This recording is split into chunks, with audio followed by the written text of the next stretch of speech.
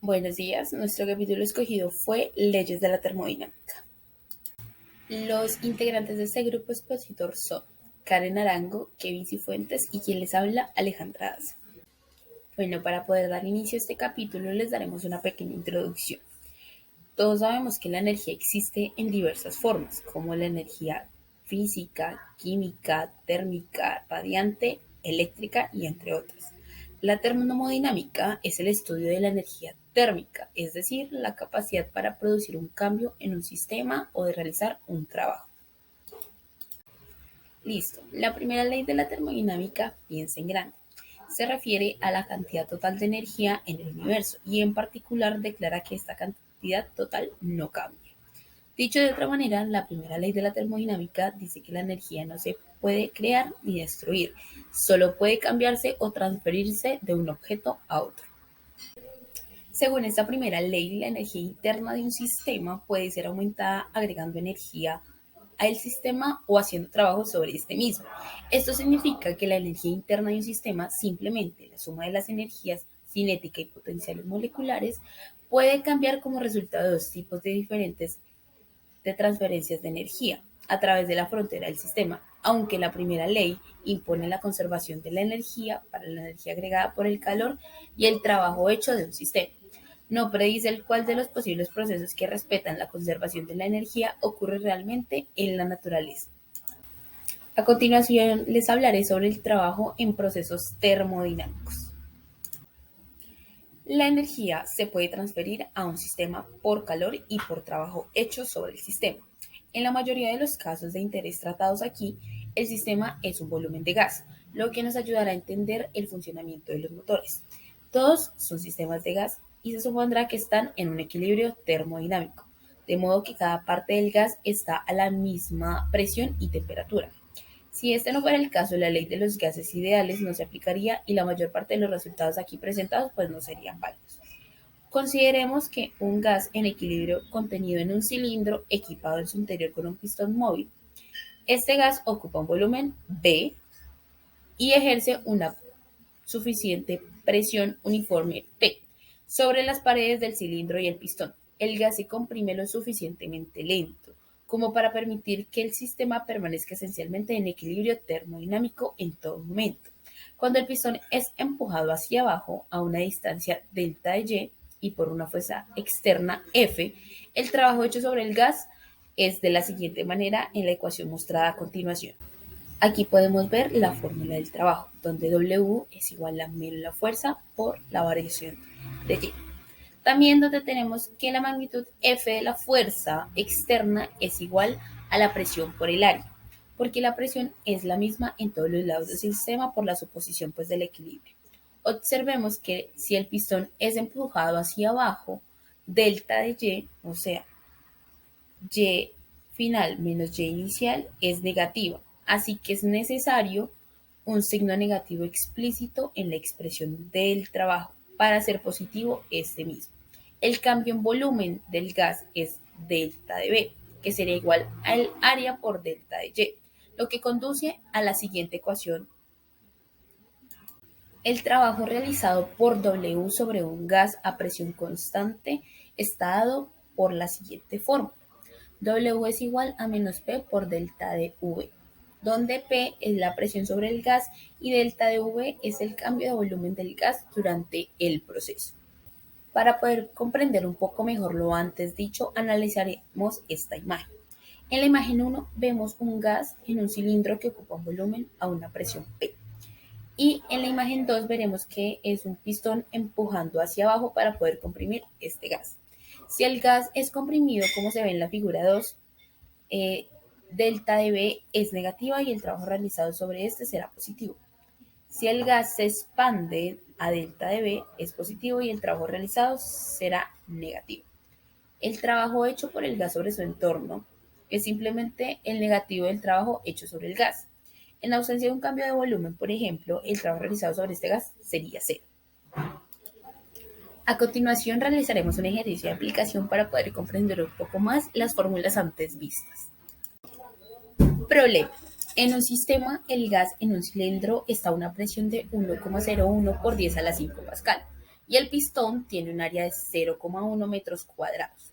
Cuando la energía es lentamente agregada al gas por calor, el pistón es empujado una distancia de 4 centímetros. Calcule el trabajo por la expansión del gas sobre el entorno. W entorno suponiendo que la presión permanece de manera constante. Bueno, la solución es la siguiente. Debemos encontrar el cambio de volumen del gas. Para eso utilizaremos delta de B. Delta de B es igual al área por delta de Y. Entonces, reemplazamos con los valores ya planteados en nuestro problema y nos da que la variación del volumen es 4 por 10 a la menos 3 metros cúbicos. Luego, para poder hallar el trabajo del entorno, aplicamos la fórmula que es trabajo del entorno es igual a la presión por la variación del volumen. Reemplazamos con los valores ya obtenidos y nos da como solución que el trabajo del entorno es igual a 404 joules. Como el volumen del gas aumenta, así el trabajo hecho sobre este entorno es positivo. El trabajo hecho sobre el sistema durante este proceso será negativo, así que cambiaría en su signo. Sería menos 404 joules para poderlo tener en cuenta. La ecuación anterior ya planteada, la cual era W es igual a menos P por delta de B, la cual es trabajo es igual a menos presión por la variación del volumen, esta la podemos utilizar para poder calcar el trabajo hecho sobre el sistema solamente cuando la presión del gas permanece constante durante la expansión o la comprensión. Un proceso en el que la presión permanece constante se llama proceso isobárico. La gráfica presión contra volumen o diagrama peso-volumen de un proceso isobárico se muestra en esta imagen que tenemos en esta diapositiva. ¿Sí? La curva de esta gráfica se llama trayectoria entre los estados de inicial y final. Las flechas indican la dirección del proceso, en este caso, del volumen más grande al volumen más pequeño. El área bajo la curva es la siguiente, o sea, la ecuación que les mostraré a continuación. Entonces, la ecuación es la siguiente. Área es igual a la presión por la variación del volumen, o sea, presión por volumen final menos volumen inicial. El área bajo la gráfica en un diagrama de peso-volumen es igual en magnitud al trabajo realizado sobre el gas. En general, esto es cierto si la presión permanece constante o no durante el proceso. Con el diagrama peso-volumen del proceso se encuentra el área debajo de la gráfica. Esa área será igual en magnitud al trabajo hecho sobre el gas. Si la flecha en la gráfica apunta a la dirección del volumen más grande, el trabajo hecho sobre el gas es negativo. Si la flecha en la gráfica apunta a la dirección del volumen más pequeño, el trabajo sobre el gas es positivo. Siempre que se haga trabajo negativo sobre un sistema, se hace trabajo positivo por el sistema sobre su entorno. El trabajo negativo hecho sobre el sistema representa una pérdida de energía del sistema. El costo de hacer trabajo positivo sobre este entorno. Para poder comprender un poco mejor los conceptos antes ya explicados, realizaremos un ejercicio el cual contendrá a estos mismos. El problema es el siguiente. Encuentre el valor numérico del trabajo realizado sobre el gas en la figura A como se ve en la diapositiva. Bueno, inicialmente para este problema debemos de tener en cuenta que las regiones las cuales se están utilizando en la gráfica son rectángulos y triángulos. Para poder hallar el área de estas debemos tener en cuenta las fórmulas elementales que ya conocemos. En el punto A nos dicen que debemos de encontrar el trabajo hecho sobre el gas en la figura. Entonces, el área 1, como vemos en la imagen, es un rectángulo. El área de esta imagen es la altura por el ancho. Utilizamos los valores planteados y nos da que el área 1 es igual a 2 por 10 a la 5 joules. El área 2 es un triángulo y el resultado, ya reemplazando con los valores planteados, nos da 2 por 10 a la 5 joules. Al sumar las áreas nos da que el área total es igual a 4 por 10 a la 5 joules. Y el trabajo es menos 4 por 10 a la 5 joules. Como las flechas apuntan hacia el incremento del volumen, el trabajo hecho sobre el gas es negativo. En esta parte podemos ver que se cumple lo que les dije anteriormente, en donde si la flecha en la gráfica apunta a la dirección del volumen más grande, el trabajo hecho sobre este gas será negativo. y totalmente concordamos con nuestro resultado obtenido.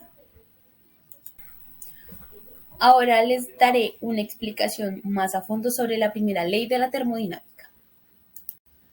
La primera ley de la termodinámica es otra ley de la conservación de la energía que relaciona cambios en la energía interna, la energía asociada con la posición y a la vibración de todas las moléculas en un sistema, con las transferencias de energía debidas al calor y al trabajo.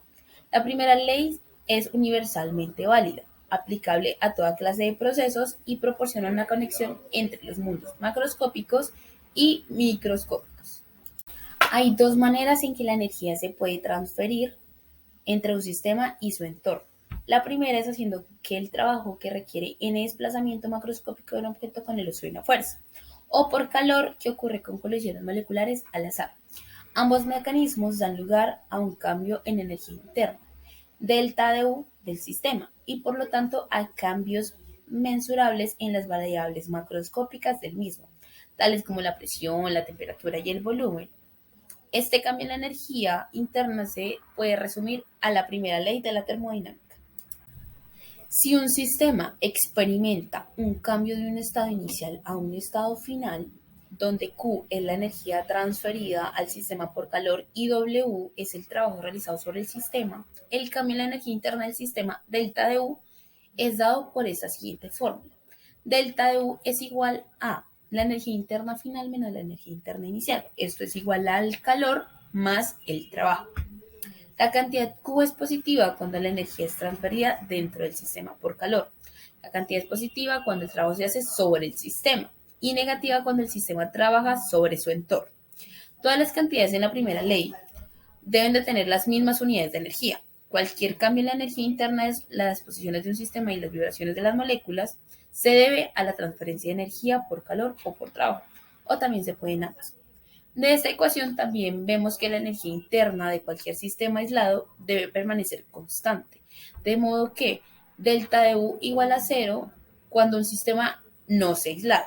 El cambio en energía interna será cero si un sistema pasa por un proceso cíclico, en el cual todas las variables termodinámicas, presión, volumen, temperatura y moles de gas, vuelvan a sus valores originales. Es importante recordar que las cantidades de la ecuación se refieren a un sistema, no al efecto sobre el entorno del sistema a través del trabajo.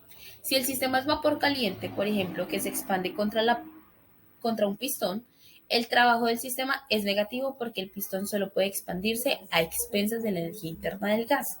El trabajo del entorno hecho por el vapor caliente sobre este mismo es positivo, pero eso no es un trabajo para esta misma ecuación, para tenerlo presente. Para lo antes dicho, realizaremos un ejercicio de aplicación para poder comprender la fórmula explicada. Bueno, principalmente antes de darles el problema, deseamos decir que el objetivo de este ejercicio es poder combinar la primera ley de la termodinámica con el trabajo hecho durante un proceso por una presión constante. Bueno, el problema es el siguiente. Un gas ideal absorbe 5 por 10 a la 3 joules de energía, mientras realiza 2 por 10 a la 5 joules de trabajo sobre el entorno durante un proceso a presión constante. A. Calcule el cambio de la energía interna del gas. B. Si la energía interna ahora cae por 4.5 por 10 a la 3 joules y 7.5 por 10 a la 3 joules es expulsado del sistema, encuentre el cambio de volumen suponiendo un proceso a presión constante a 1,01 por 10 a la 5 pascal. Bueno, solución. Entonces, en el punto A nos dicen que calculemos el cambio de energía interna del gas. En este punto aplicamos lo que en la fórmula anterior antes vista, que es delta de U es igual al calor más el trabajo. Reemplazamos con los valores que ya tenemos en el ejercicio y nos da como resultado que el cambio de la energía interna es igual a 3 por 10 a la 3 joules. En el punto B nos dice que encontremos el cambio de volumen observado en delta de U y Q, que son ambos negativos, pues en este caso, donde reemplazamos nuevamente nuestra fórmula ya vista, delta de U es igual a Q más el trabajo. En esta ecuación, como el trabajo es negativo, también podemos reemplazarlo por las constantes, las cuales dicen que el trabajo también es igual a la fuerza por delta de B, lo cual sería que quedaría delta de U es igual a Q menos fuerza por delta de B. reemplazamos con los valores que ya tenemos y lo que queremos lograr es que delta de B nos quede para poderlo despejar. Al final despejamos esta incógnita de la ecuación y tenemos como resultado que la variación del volumen es menos 2.97 por 10 a la menos 2 metros cúbicos. El cambio de volumen es negativo, así que el sistema se contrae, haciendo un trabajo negativo sobre el entorno, para tenerlo en cuenta. Muy buenas a todos, ahora seguiré con mi sección del tema, la cual es procesos térmicos. En esta sección del tema solo veremos los 4 procesos más comunes y veremos un ejemplo de uno de estos procesos al final. Cada proceso corresponde a hacer constante una de las variables de la ley de los gases ideales, o suponiendo que una de las 3 cantidades de la primera ley de la termodinámica es 0. Entonces, ahora procederé a explicar los procesos. Primero tendríamos el proceso adiabático. Un proceso adiabático se lleva a cabo cuando nuestro sistema está completamente aislado y no hay transferencia de calor con el entorno. Pero no hay que confundir el término adiabático con isotérmico, dado que podemos tener un proceso adiabático donde no se tenga cambio de calor con el entorno, pero dentro de nuestro sistema sí podemos tener una variación con la temperatura. Ahora, cuando estamos en un proceso adiabático se señaliza porque el calor añadido al sistema es igual a 0. Entonces, el cambio de la energía interna sería igual al trabajo efectuado por el sistema, y como podemos ver en la diapositiva, donde tenemos la ecuación, pues entonces el trabajo efectuado por el sistema, que sería igual al cambio de la energía interna menos el calor añadido al sistema, pues quedaría como que el trabajo sería igual al cambio de la energía interna menos 0, por lo cual el trabajo efectuado por el sistema sería igual al cambio de la energía interna. Entonces así llegaremos a la ecuación final. Ahora hablaremos del proceso isotérmico. En un proceso isotérmico la temperatura es igual a constante. ¿Qué quiere decir esto? Pues obviamente que la temperatura es constante en el proceso isotérmico.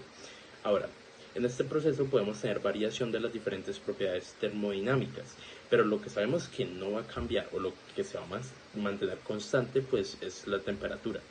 Nuevamente hay que diferenciar del proceso adiabático. En un proceso isotérmico vamos a tener la misma temperatura, pero esto no significa que no pueda existir transferencia de calor con el entorno.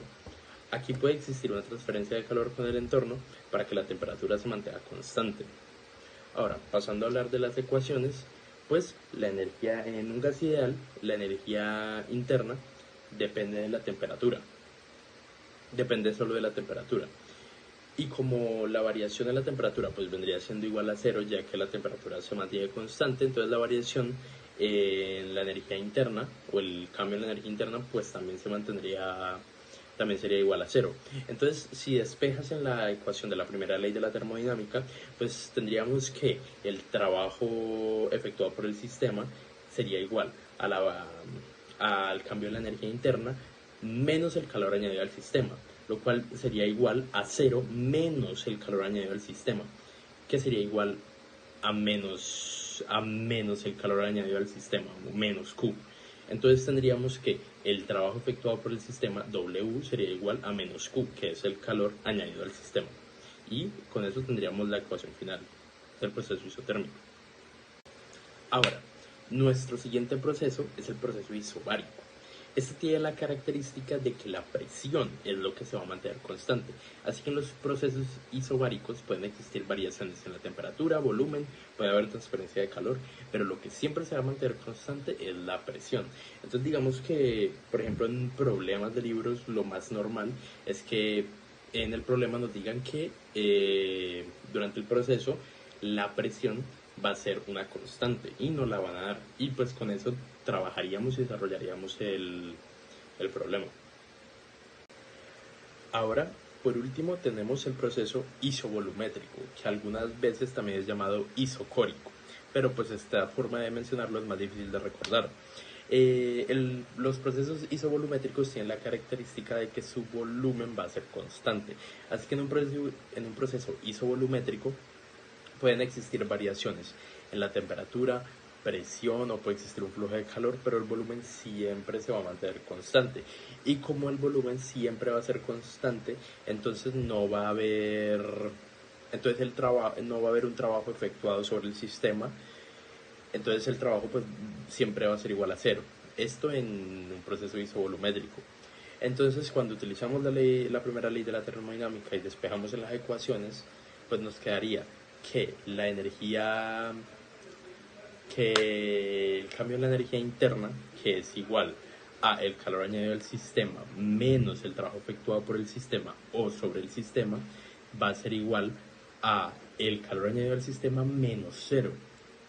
Entonces nos quedaría que el cambio de la energía interna es igual al calor añadido al sistema, lo que nos lleva ya a la ecuación final.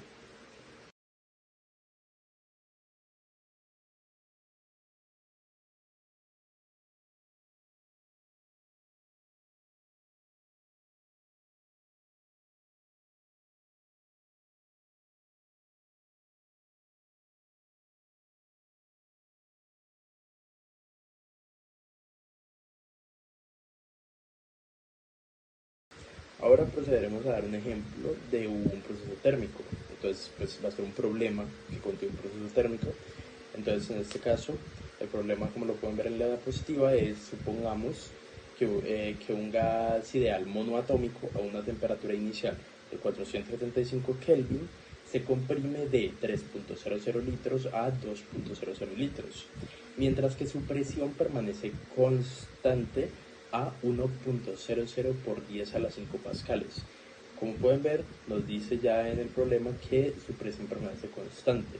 Por lo tanto, podemos concluir que es un proceso isobárico en el cual la temperatura va a estar constante.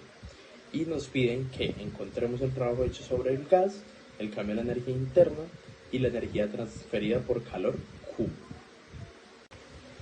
Entonces, ahora la solución. Entonces, el primer punto que nos pide que encontremos el trabajo hecho sobre el gas. Entonces, como estarán viendo el proceso en la diapositiva, entonces tenemos una temperatura inicial de 475 Kelvin, un volumen inicial de 3 litros y un volumen final de 2 litros. Tenemos una presión constante, como ya lo mencioné, de 1,00 por 10 a la 5 pascales. Entonces procedemos a solucionar con la fórmula. La fórmula nos dice que el trabajo hecho es igual a la presión multiplicado por la variación en el volumen.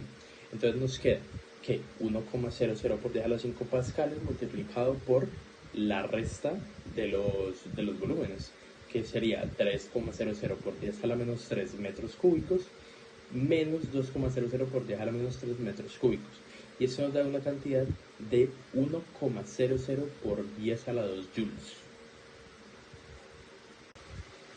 Ahora seguiremos en el punto B, el cual nos pide el cambio en la energía interna. Entonces, para esto usamos la ecuación de los gases ideales. Haciendo unos cuantos despejes, podemos obtener que la temperatura final es igual a la temperatura inicial multiplicado por el volumen final entre el volumen inicial. Entonces, esto nos queda como 475 Kelvin multiplicado por 2 por 10 a la menos 3 metros cúbicos entre 3 por 10 a la menos 3 metros cúbicos, lo cual nos termina dando 3,17 por 10 a la 2 Kelvin, que sería nuestra temperatura final. Después seguimos utilizando la ecuación de los gases ideales para hallar moles. Entonces tenemos que moles sería igual a la presión inicial por el volumen inicial entre la constante de los gases ideales por la temperatura inicial. En este caso, ya que tenemos una presión constante, realmente no hay una inicial o una final. Entonces simplemente usamos la constante que tenemos.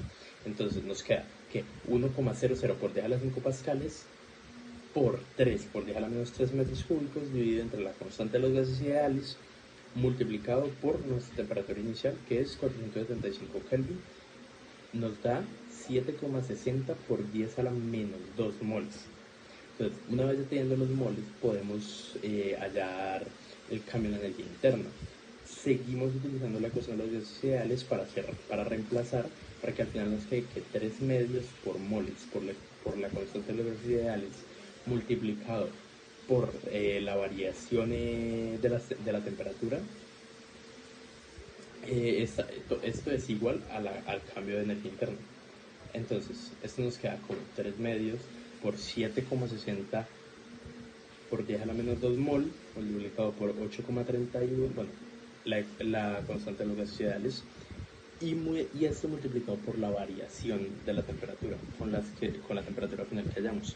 Y esto nos daría un total de menos 150 joules. Ese sería nuestro cambio en la energía interna. Y ya para finalizar el problema, solamente nos queda encontrar la energía transferida por calor, o sea, Q. Entonces, pues, simplemente usamos la primera ley de la termodinámica y la ecuación para hacer despejes, y esto nos queda como que Q es igual a la variación en la energía interna menos el trabajo. Entonces, y esto ya lo tenemos, vayamos a los puntos anteriores. Entonces, Q, que es la energía transferida por calor, sería igual a menos 150 joules menos 1 por 10 a la 2 joules, lo cual nos da un total de menos 250 joules, y esta sería nuestra energía transferida por calor Q. Ahora, para el siguiente tema, vemos máquinas térmicas. Las máquinas térmicas son dispositivos mecánicos que transforman parcialmente el calor en trabajo mecánico, es decir, transforman parcialmente la energía térmica en energía mecánica. Esta consta de energía cinética y potencial.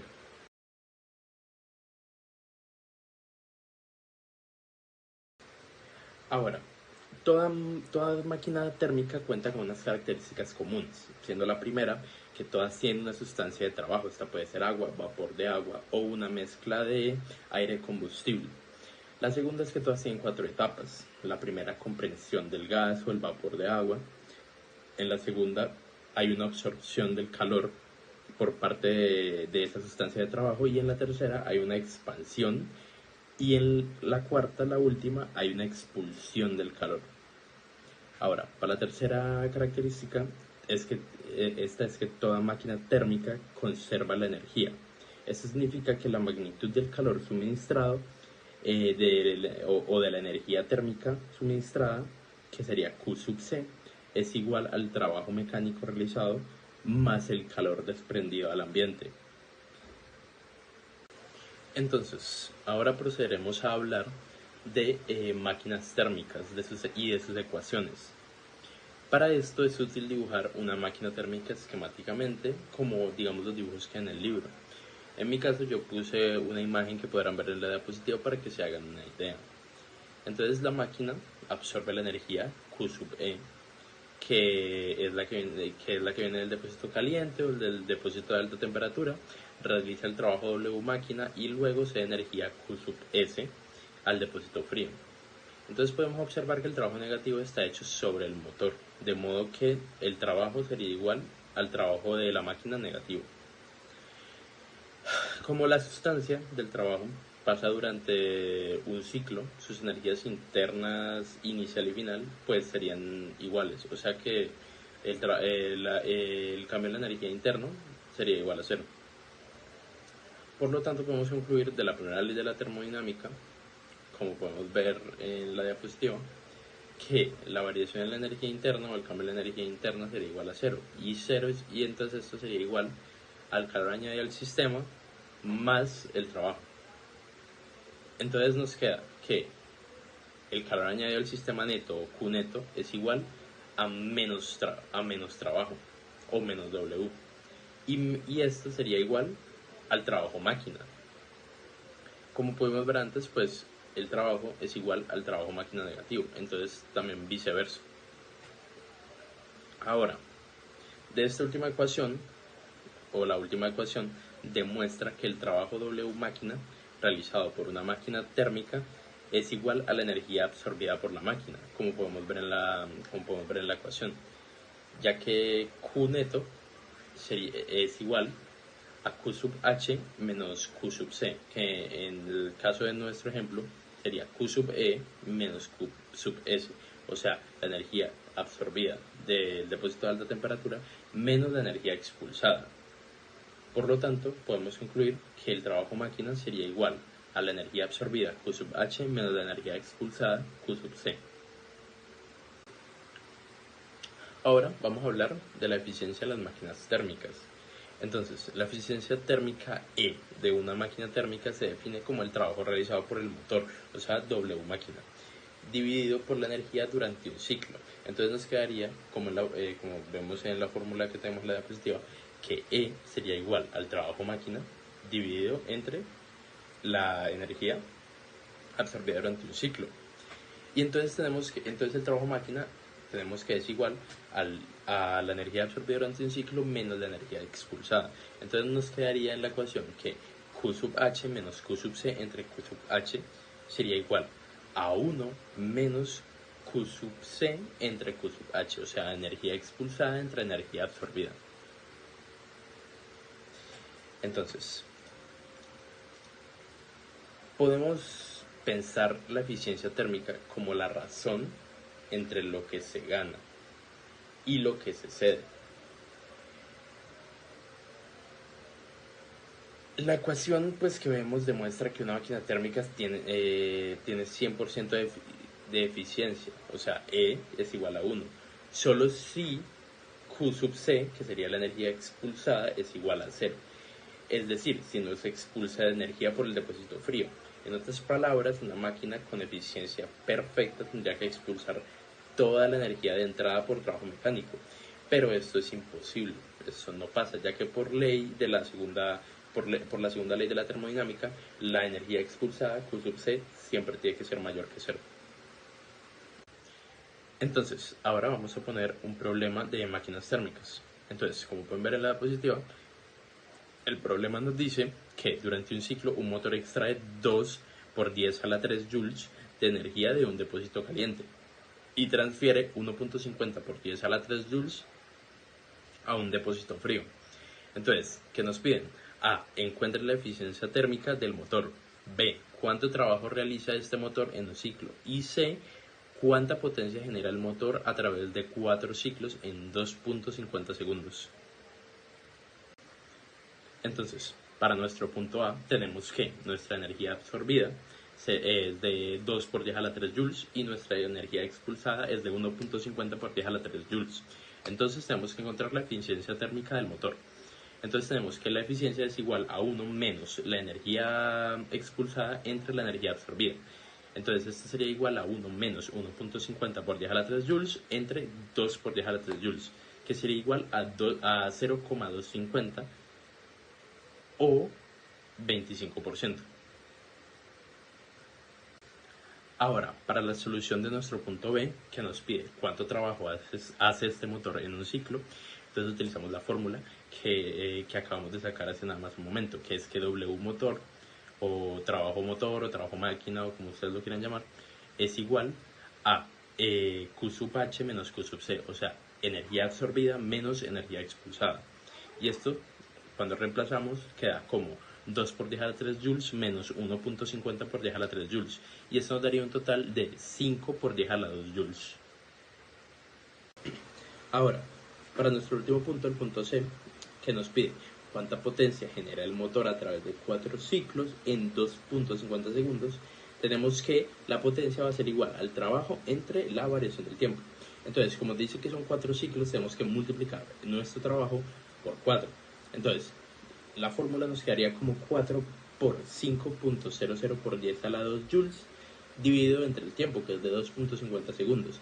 Y esto nos daría 8.00 por 10 a la 2 watts. Y esta sería nuestra potencia generada a través de 4 ciclos en 2.50 segundos. Ahora, para finalizar mis temas, les hablaré de la segunda ley de la termodinámica. Entonces, hay límites a la eficiencia de los motores térmicos. El motor ideal convertiría toda la energía en trabajo útil, pero resulta que tal motor es imposible de construir. La formulación de Kelvin Planck de la segunda ley de la termodinámica puede ser establecida como sigue. Ningún motor térmico que funcione en un ciclo puede absorber energía de un depósito y utilizarla totalmente para hacer una cantidad igual de trabajo. Entonces, esta forma de la segunda ley significa que la eficiencia, o sea, E igual al trabajo del motor o de la máquina, dividido entre el calor absorbido, siempre debe ser menor que 1.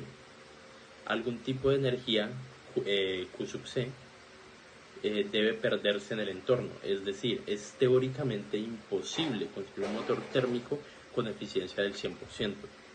Para resumir la primera ley, dice que no podemos conseguir una mayor cantidad de energía de un proceso cíclico que la que se pone dentro. Y la segunda ley dice que no podemos obtener ganancia, no importa qué motor se utilice. Una cierta energía se debe transferir por calor al depósito frío. O sea que Q sub C, que es la energía que se expulsa, siempre tiene que ser mayor que cero. Entonces, ahora siguiendo con la segunda ley de la termodinámica, hablaremos de los procesos reversibles e irreversibles. Entonces, sabemos que ningún motor puede funcionar con una eficiencia del 100%, pero diferentes diseños rinden diferentes eficiencias y hay un diseño particular que entrega la máxima eficiencia posible. Este diseño es el ciclo de Carnot, analizado en la siguiente subsección. Entenderlo requiere de los conceptos de procesos reversibles e irreversibles. En un proceso reversible, cada estado a lo largo de la trayectoria es un estado de equilibrio, así que el sistema puede regresar a sus condiciones iniciales a lo largo de esta misma trayectoria o en la dirección contraria. Un proceso que no satisface esto pues sería irreversible. La mayoría de los procesos naturales se sabe que son irreversibles. Los procesos reversibles son una idealización. Aunque los procesos reales son siempre irreversibles, algunos son casi irreversibles. Si un proceso real ocurre tan lentamente que el sistema está virtualmente siempre en equilibrio, el proceso se puede considerar reversible. Imagine, por ejemplo, comprimir un gas muy lentamente, haciendo caer granos de arena sobre un pistón sin fricción. Como la temperatura pues, puede mantenerse constante poniendo el gas en contacto térmico con un depósito de energía. La presión, el volumen y la temperatura del gas están bien definidas durante esta compresión isotérmica. Cada grano de arena agregado representa un cambio a un nuevo estado de equilibrio. El proceso se puede invertir lentamente removiendo los granos de arena del pistón. Entonces, ahora profundizaremos un poco en lo que es la máquina de Carnot.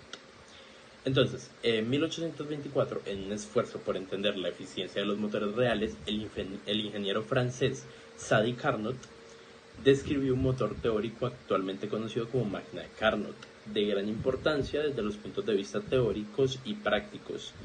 Carnot demostró que una máquina térmica que funciona en un ciclo ideal reversible, ahora llamado ciclo de Carnot, entre dos depósitos de energía es el motor más eficiente posible. Tal motor establece un límite superior en las eficiencias de todos los motores reales. El teorema de Carnot puede establecerse como sigue: ningún motor verdadero que funciona entre dos depósitos de energía puede ser más eficiente que una máquina de Carnot que funciona entre los mismos dos depósitos.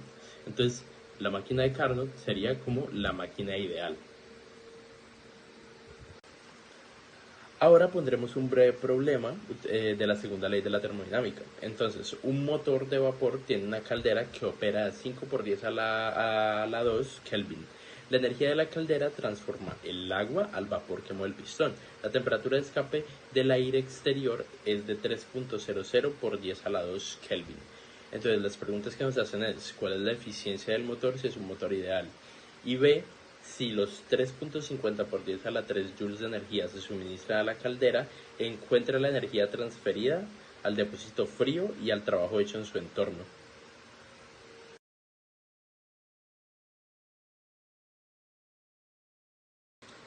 Entonces, ya para la última pregunta de nuestro problema, la B, que nos dice que encontremos la energía transferida al depósito frío y al trabajo hecho en su entorno. Para esto nos dan Q sub H, que es igual a 3.50 por 10 a la 3 joules. Entonces utilizamos las fórmulas. Entonces tenemos que Q sub C entre Q sub H es igual a T sub C entre T sub H. Entonces despejamos Q sub C, que es lo que queremos hallar. Entonces nos queda que Q sub C es igual a Q sub H por T sub C entre T sub H. Entonces simplemente reemplazamos en las fórmulas con los valores que ya tenemos. Entonces nos queda que Q sub C es igual a 3.50 por 10 a la 3 joules multiplicado por 3 por 10 a la 2 Kelvin entre 5 por 10 a la 2 Kelvin. Y esto al final nos da 2.10 por 10 a la 3 joules. Entonces ya tenemos nuestro primer valor, que es la energía transferida al depósito frío, Q sub C. Entonces ya con esto podemos hallar el trabajo de la máquina o del motor. Entonces la fórmula de este trabajo es que el trabajo del motor es igual a Q sub H menos Q sub C. Entonces esto daría igual a 3.50 por 10 a la 3 joules menos Q sub C, que es lo que acabamos de obtener, 2.10 por 10 a la 3 joules. Y esto al final nos daría 1.40 por 10 a la 3 joules, y con esto pues terminaríamos nuestro problema.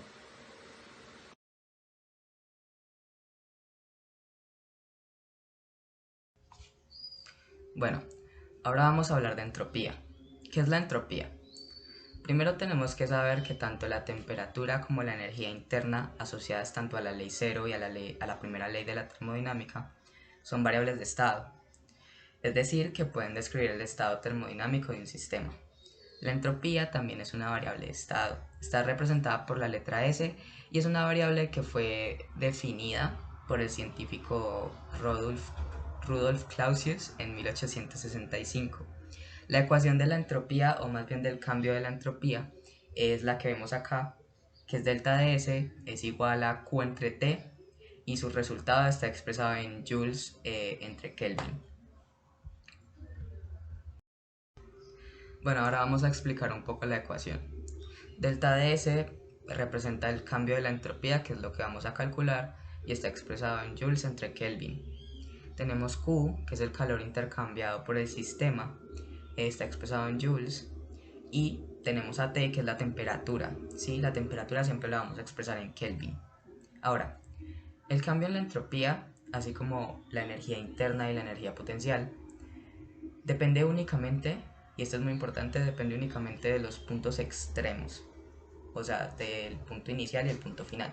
No depende de la trayectoria que los conecta. Bueno, démosle un poco más de contexto a lo que es la entropía. La entropía, como ya dijimos, es una variable que permite describir el estado termodinámico de un sistema.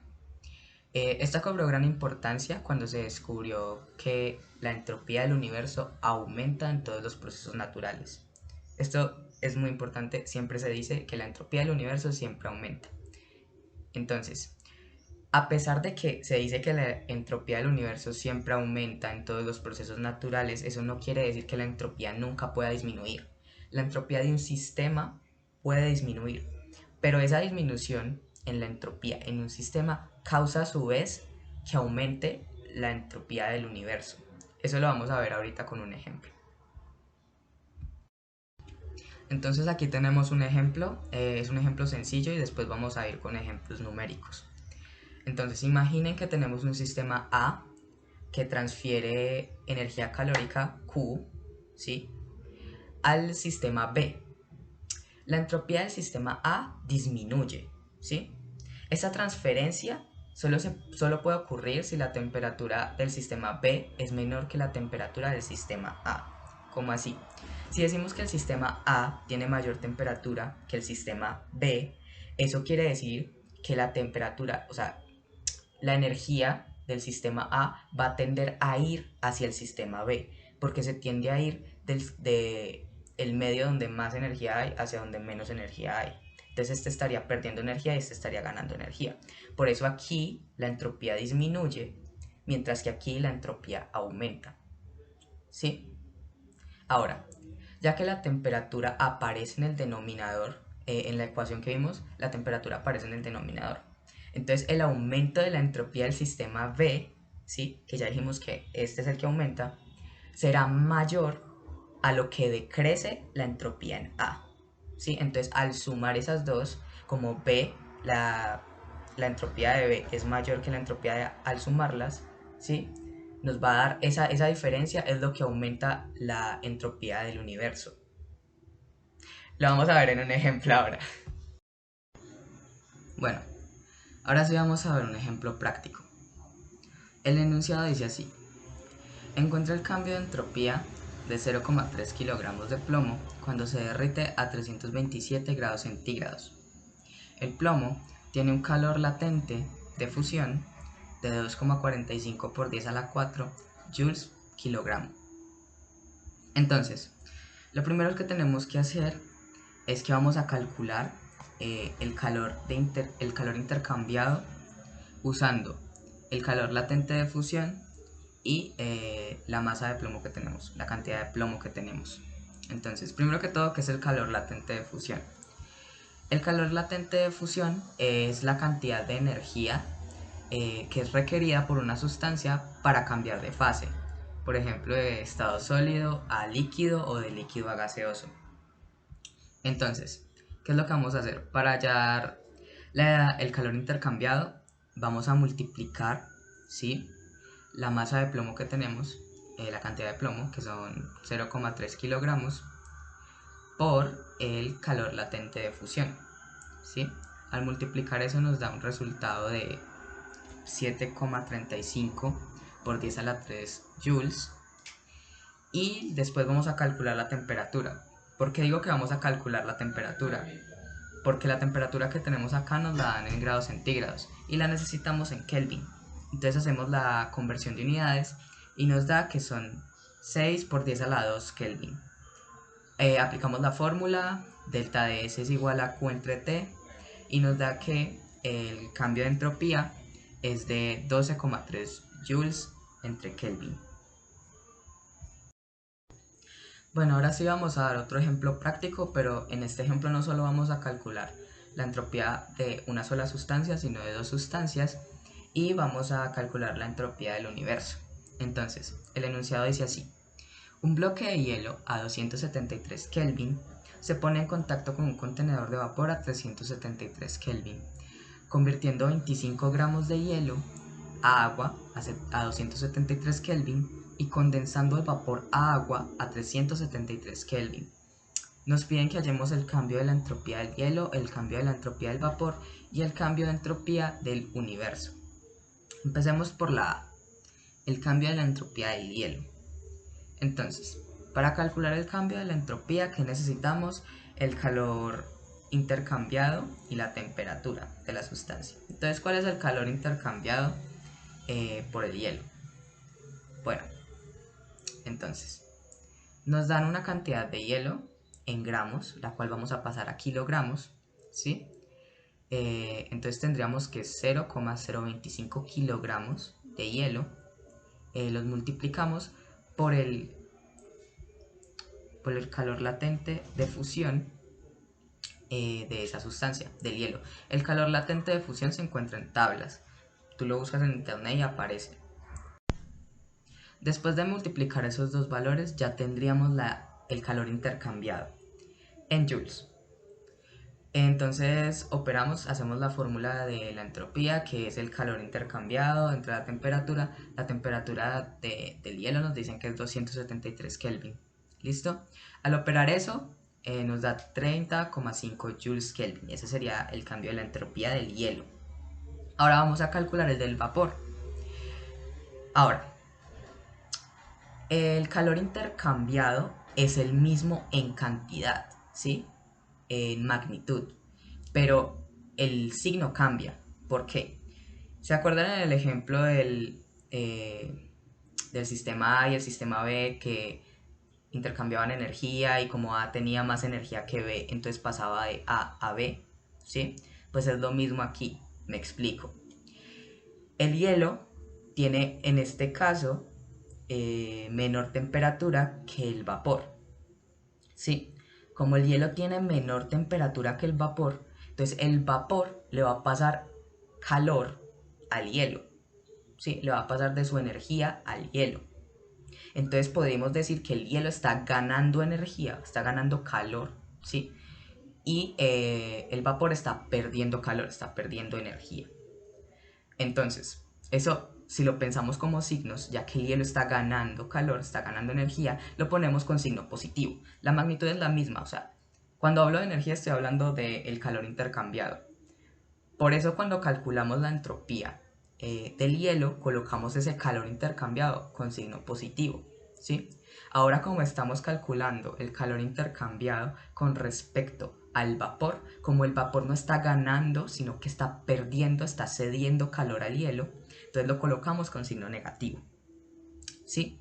Entonces nos queda que menos 8,33 por 10 a la 3 joules, ¿sí? Y lo dividimos entre la temperatura del vapor. La temperatura del vapor es 373 Kelvin. Operamos y nos da que el cambio de la entropía del vapor es menos 22.3 joules entre Kelvin. Ahora, calculemos el cambio de entropía en el universo, ¿sí?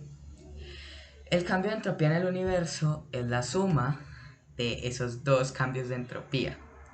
Entonces, el resultado del cambio de entropía del hielo fue 30,5 y el resultado del cambio de entropía del vapor fue menos 22,3.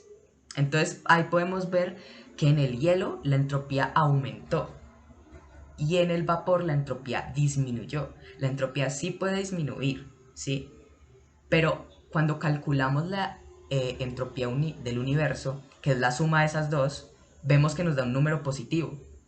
O sea, como es un número positivo, aumenta la entropía del universo. ¿Sí? Por eso, a pesar de que en un sistema la entropía pueda disminuir, como en el caso del vapor, aún así, al sacar la entropía del universo, nos vamos a dar cuenta que la entropía aumenta. Por eso se dice que la entropía del universo aumenta.